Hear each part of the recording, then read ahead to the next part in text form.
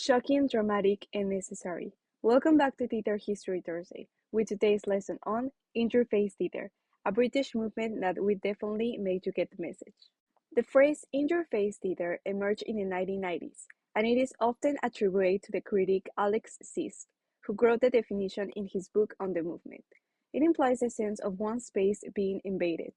Alex Sisk describes interface theatre as any drama that takes the audience by the scruff of the neck and shakes it till they get the message.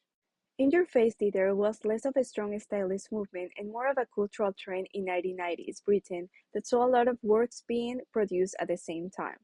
Some critics point to cultural events such as the AIDS epidemic or the aftermath of Margaret Thatcher's era to explain the emergence of such anger in the art being made.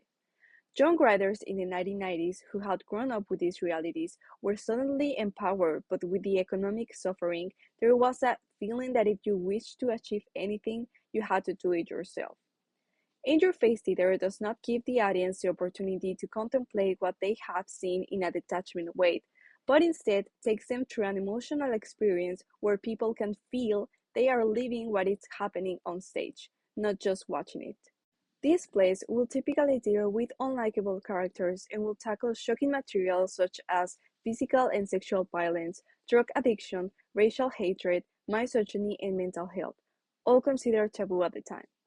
Although interface plays might not be overly political, they came to focus on more personal acts of violence and explore private values above the morals of society. Some of the most influential playwrights in this decade were Mark Ravenhill, Anthony Neilson, David Grieg, Naomi Wallace, and the amazing Sarah Kane, who marked a precedent for this type of theater, with her plays Crave, Blasted, and Psychosis 448, talking about topics like suicide and mental health issues. Current playwrights Martin Crypt, Martin McDonagh, and Tracy Letts owe their careers to this movement, and they still work with the unique style of interface theater. Although nowadays it isn't as visible and relevant as it was before, we can still find interface theater in many places around the world. At New Perspectives, we have always practiced at interface theater style of performances, never pretending that the audience isn't there. At any moment, any play at New Perspectives can become interface, so our audiences must always stay on their toes. That is for today Theater History Thursday. Make sure you follow us and join us next week.